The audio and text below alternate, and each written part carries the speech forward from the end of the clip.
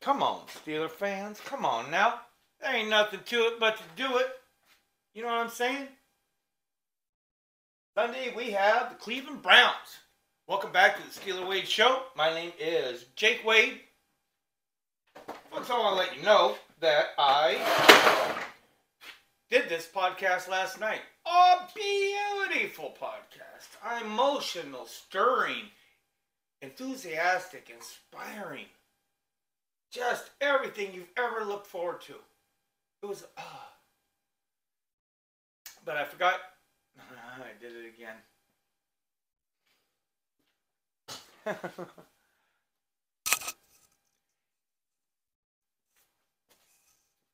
Well, what we're calling this is something, I don't know. Folks, we got the Browns coming up. You know what I'm talking about? Thank you for watching. Folks, if you ever had a time where, like, you've heard something, agreed with it, and all of a sudden it's like gospel, true to you, you know what I mean? It's just like, that's it, you know? Maybe it could be something common sense or whatever, you know? When I first started doing this podcast, obviously I was, you know, I still am, I have, you know, you want to try to get better. You're looking for advice on other people that make successful YouTube channels and maca. So one of the guys that I heard said something, and he said, you know, so many people start right off the bat with, hey, press like, get subscribed, hit the bells, and this and that, you know. And the guy said, you haven't not deserved, because I wouldn't have listened to him if he said that, but you haven't earned that like or that subscribe, you know.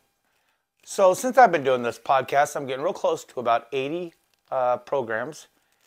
I have always asked for the like at the end. And, you know, part of getting older and learning is that you realize you don't know shit. So please, folks, press like. I don't get out there, and, you know, the idea that 100 people clicked on a picture, I mean, I know I'm not pretty. Well, I know I am. Please press like and subscribe if you want to just help a fella out. You know what I mean? We are going to talk about, when I say we, I'm saying me, myself, and Irene.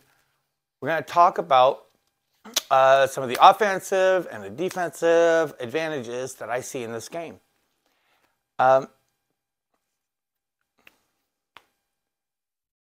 First things last is the news about Deshaun Watson. And, I mean, I don't like Cleveland. I don't like Cleveland fans. Haven't liked it for a long time, you know. But I almost feel like those dumbasses should be like Mel Gibson and Braveheart going, mercy, mercy. Deshaun Watson is going to be, he decided that it's better for his career to be out for this season. While the Browns have a legitimate chance with a superstar defense, you know. So it's crazy too, because I saw this meme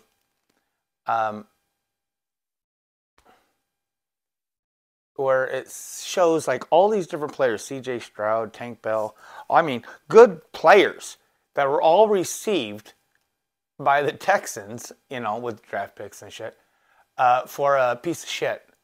I mean, I don't know if he wasn't like convicted because he didn't do jail time, but you know what I mean? A piece of shit. And it's just crazy, you know. And for the Brown fans to absorb that, and that money, and then he says, I'm going to have a surgery.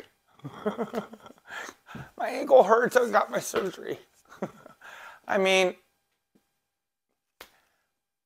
I don't know, I don't want him to win anything ever, but, man, they're so dumb, just so dumb. Poor things. But they are going to have this Dorian guy People keep saying initials. I guess they have to say initials if somebody has 3 names. And if you remember back in the draft time, if you were watching, there was like a lot of quarterbacks out there that were, you know, not starting quarterbacks, blah, blah, blah. But myself, I kept looking forward to, we didn't have a 6th round, but we had those 7ths. And I was, you know, I liked the idea of finding a quarterback in the 7th round. We did Tanner Morgan, but that was undrafted. And I mean, there is something to do with pedigree. I mean, it's cool, but I mean, he would have really had to shine, you know. But, so I was looking at these quarterbacks that could possibly, I think he was drafted actually in the 5th, so we wouldn't have had a chance. It didn't matter. But looking at him, and I thought he was dog poop. I didn't think, I mean, how do you not make a lot of passes at UCLA? I mean, that's what UCLA does, isn't it? I don't know. I don't follow them, but I mean, that's always what I thought UCLA did. Pass a lot of balls. A lot of yards. He looks like if you were going to order Lamar Jackson off of Wish, right? Does that make sense to anybody? He can run. Not against us, but he can run. So he's like Lamar Jackson on Wish. So it's still really, really, really odd to me that the Steelers are at 2.5-point underdogs, where the money's at. They were 4.5 points, I believe, underdogs before the Watson news. I know the over and under dropped like 6 or 6.5 points. You know, it's like they're expecting a 15-17 game, whatever. I don't know. It was like 32 or something like that. It was I don't follow it too much, but the defense though is hurt. You know, it was hard losing our captain Cole Holcomb, and then last week with Quan. You know, and this is devastating to the team. We talked about it in another podcast.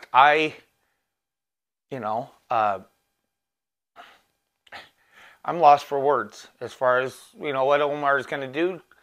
On Tuesday, Tomlin came out with this press conference, and he said, basically, because if you follow a lot of podcasts, they're all going to be telling you, you know, oh, this guy's available, this guy's available, this guy's available, this guy's available. You know, all the podcasts, they spend imaginary money, which is exciting, right? I mean, it's exciting. But Tomlin said, we're going to look within. That's a Steeler way, right? That's just very non-exciting Steeler way. He could be full of shit. And if he did, you'd probably be happy, right? I mean,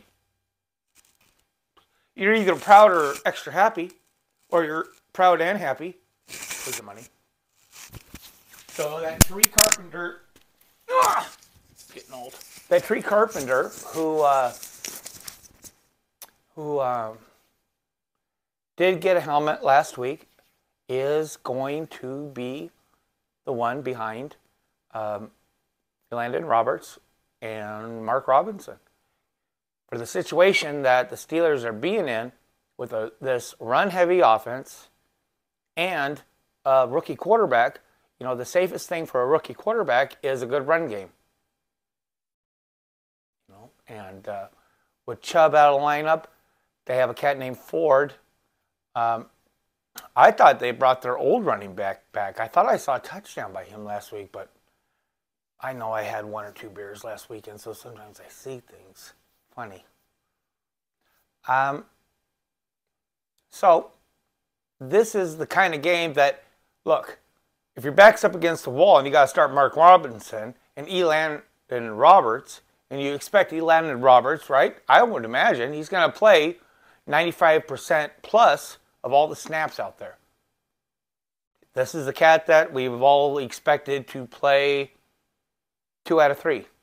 You know, he's a big-ass hitter. What's going to be cool, though, is that there's some people out there that have said Mark Robinson can hit harder than Landon Roberts. I don't know how that could be possible because I haven't seen since Vince. Williams. That was the last time I'd seen a linebacker hit. And Elandon Roberts doesn't hit as hard as Vince did, but he's the next one that I've seen. Okay? And there's a lot of people out there that say, Mark, you saw the things last year that he did do right before they, whatever, with him with the next game. And he hits, quick, and he hits. I'm hoping that, I wish him a great day, So you're going to see a lot of, but this is the perfect opportunity is what I say with, I'd rather this happening right now with the Browns than next week with the Bengals. And I think, I'm not a guru for thinking something like that. Rookie quarterback, Joe Burrow. So I know that there's a big part of people out there that would like to see Nick Herbig getting things at inside linebacker. This has been chirped on by the team saying no, he's staying outside. But, if we want to get romantic, I think I'm going to try to do some size and speed comparisons with Nick Herbig and Jack Ham. I had 3 posters on my wall growing up: Terry Bradshaw, me and Joe Green, and Jack Ham. Those are my 3 posters my brother got me when he was a carny. And that's Lonnie Anderson, Cheryl Teagues, and Farrah Fawcett. You know what I'm talking about, boys? So, those are my 6 posters.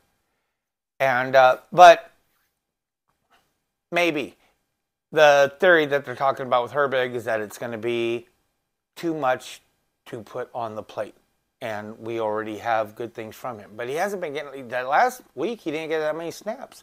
I don't understand it either. It was kind of odd why Alex and TJ played so much while Golden and him were, I think they played, I'm almost positive they played less than 10 snaps combined on the defensive side. And you heard TJ at the end. I'm fucking gassed. That's not what he said, but he was tired. He couldn't even tell what would happen at the end of the game. So I don't understand why that happened. The Cleveland Browns got that big-ass motherfucker over there on the right side. You know what I mean? From Ohio State.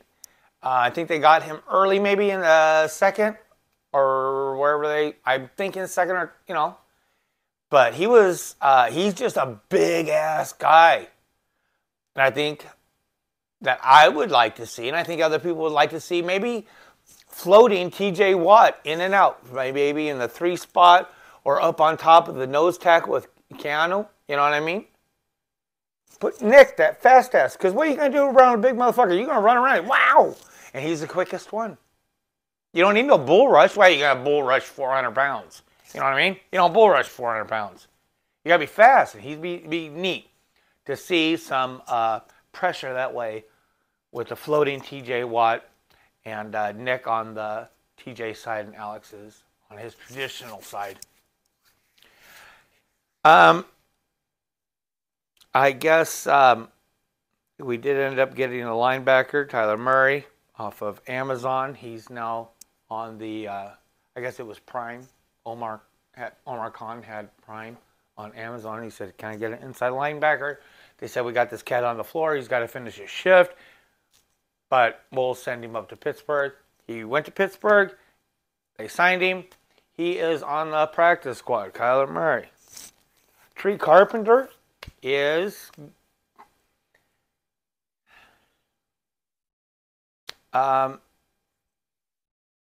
going to, I don't know if I got that shit right with Kyler Murray, but Tariq Carpenter is going to be out there. I don't see, well, I was thinking about, Murray went to the practice squad. We elevated Walker from the practice squad, who we got a couple weeks ago from, not from Atlanta, because he'd be bopping all around the place, all over the place. And you have to imagine, I haven't seen Dick on this guy, but he has to be more of a coverage guy. I mean, why would you elevate another run stuffer, when you have 2 minimum, with Elandon Roberts and Mark Robinson. So we'll see how that goes. Gotta flip this around. Some of the offensive advantages.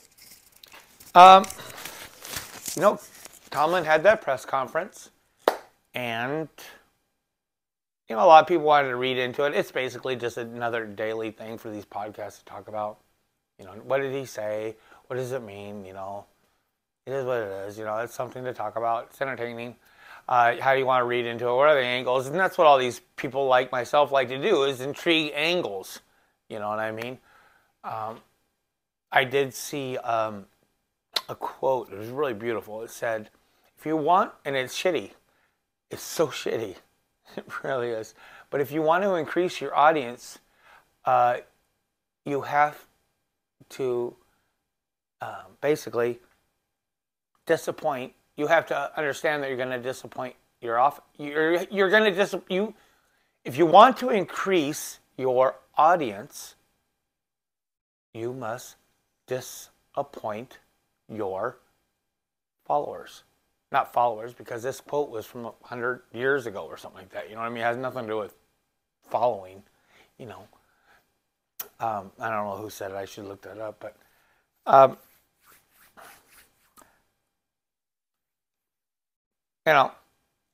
I don't think it was, I could see Tomlin being a dick, I'm a dick, and probably if I had his power and his way with words, I would float shit out there for people to hear.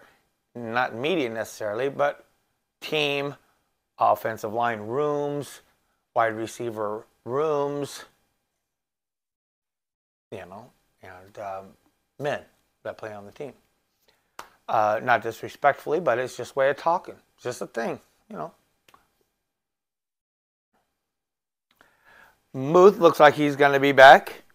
One thing I would just be happy as poop about if we could see some 12 personnel and just put Freiermuth out there in the slot. I don't know if that's legitimately considered a 12 personnel if he's in the slot and not in a tight end position.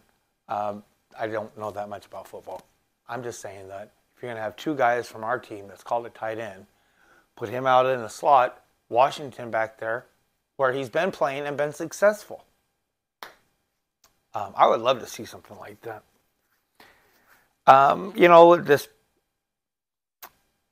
It's just so easy to talk about how we are being outscored and still winning, and how the defense is always really praised about all these fourth quarter, turnovers. And they get there's this pressure, you see this pressure that gets on Kenny, right? He goes through the game and he gets into that fourth quarter, and that competitor, whatever, kicks in. The same thing kind of happens with our defense on this team right now this season. It gets in that fourth quarter. They've learned more about their offense that they're playing against, and they figure it out. They don't show too many hands too early, and they figure it out. So, I don't know. I would love to see Muth in the slot. Calvin Austin needs work. Robinson, he's a great blocker, but I got Miles Boykin, I don't know. Mark Robinson, I don't have anything against him, but sorry, folks. One thing I did want to say is that not turning the ball over. It's that plus 10 that we are, for the year that has won these games. It's not that our, defense is up in the top 5 or whatever takeaways. It's that our whole team is plus 10 or whatever the number is, And that has to do with this conservative-ass offense, not taking risks, not going into the dangerous part of the middle of the field, winning the game. Damn it. Winning the game. And, you know, because it's such a great thing to, you know, win the game and play better the next one rather than play better, lose, and then go to the next game, play better, and whatever you're going to do, you know. It's all great. I mean, we could be struggling, but we're winning. You know, we've won 2/3 of our games. Like Meatloaf said, 2 out of 3 ain't bad. You know what I mean? So, I don't know. Let's see what we got going on here.